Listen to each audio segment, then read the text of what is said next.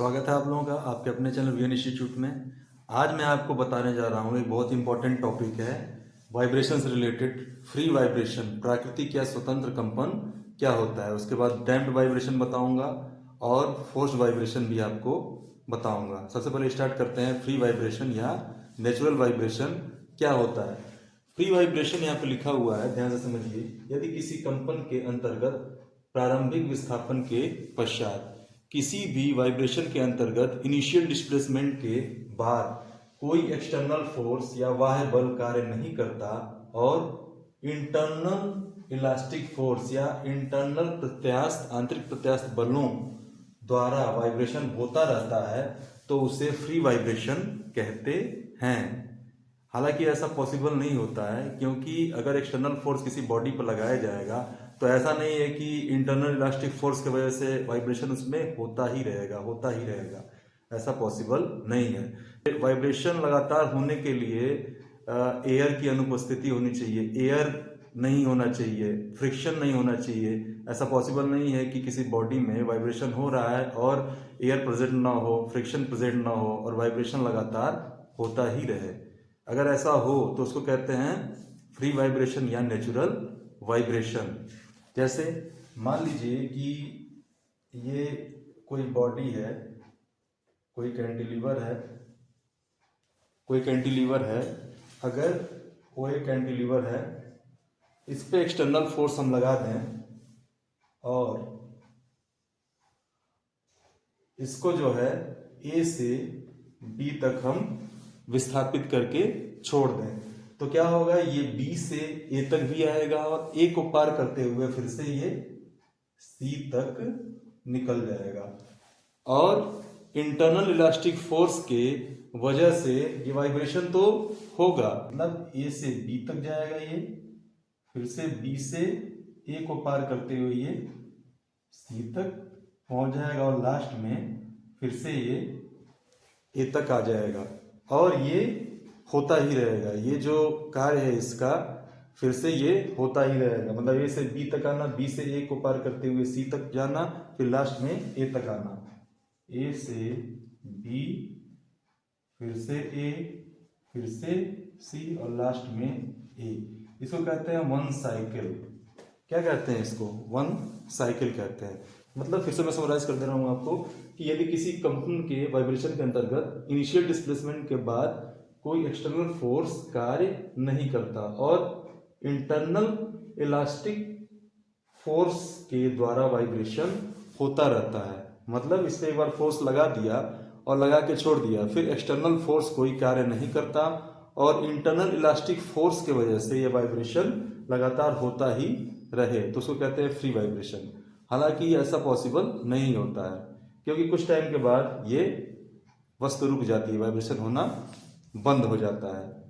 अगर वाइब्रेशन होना बंद हो जाए तो ऐसा आगे डैम्प वाइब्रेशन में आएगा, अवमंदित कंपन इसको हम कहेंगे। सेकंड है अवमंदित कंपन या डैम्प्ड वाइब्रेशंस। यहाँ पे लिखा हुआ है, पढ़ देता हूँ।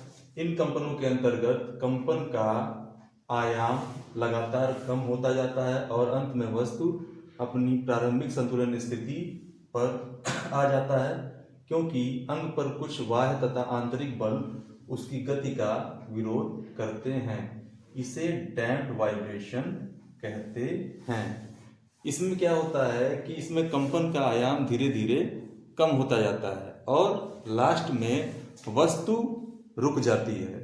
क्यों रुक जाती है?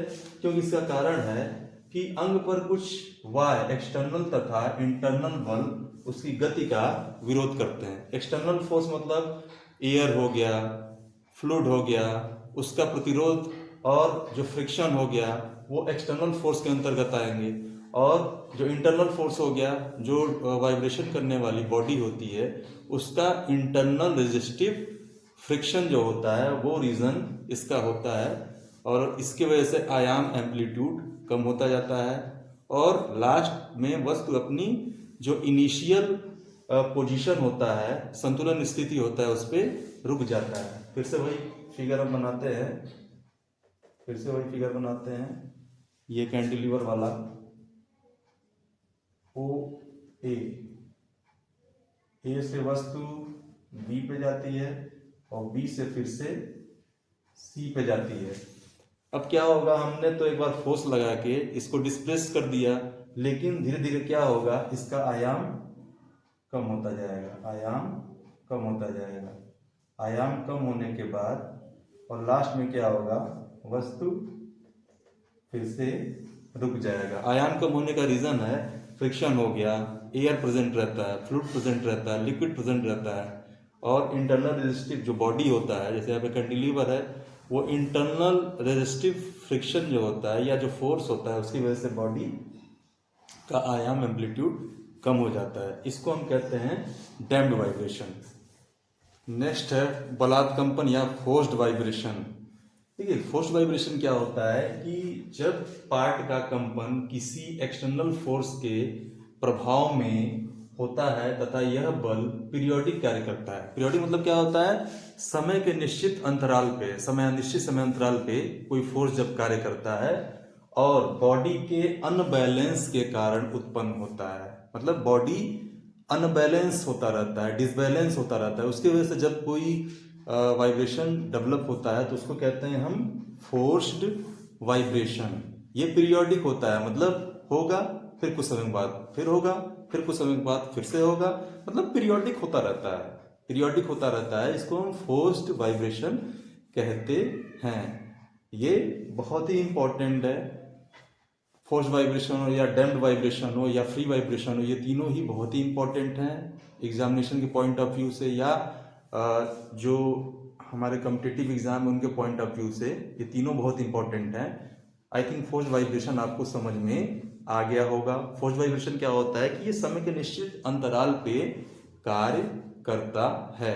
जैसे मैं कुछ ऐसे एग्जांपल बता दूं जिससे आपको एकदम क्लियर हो जाएगा कि फोर्स्ड वाइब्रेशन क्या होता है। जैसे कोई व्यक्ति है गिटार बजाता है, तो गिटार बजाता है तो क्या होता है, वो कुछ समय के पश्चात उससे फोर्स लगाता है, स्ट्रिंग में फोर्स लगाता है तो आवाज निकलती है।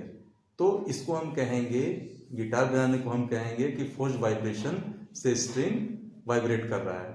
दूसरा एग्जांपल है, आप सभी लोग देखे होंगे कि वॉशिंग मशीन है। वॉशिंग मशीन में क्या होता है कि कपड़े को साफ किया जाता है तो कुछ समय के पश्चात वॉशिंग मशीन वाइब्रेट करता रहता है। तीसरा एग्जांपल है कि सड़क पे हम चलते हैं, सड़क अगर ऊबड़ खाबड़ है तो कुछ समय के पश्चात गाड़ी में वाइब्रेशन होना प्रतीत होता है या उसकी अनुभूति होती है। इसको हम बलात् कंपन कहते हैं, मतलब बल के द्वारा, एक्सटर्नल फोर्स के द्वारा वो निश्चित समय अंतराल पे या पीरियोडिक जिसको कहते हैं वो होता रहे, उसको हम कहेंगे बलात् कंपन या फोर्स्ड वाइब्रेशन, इसको हम कहेंगे।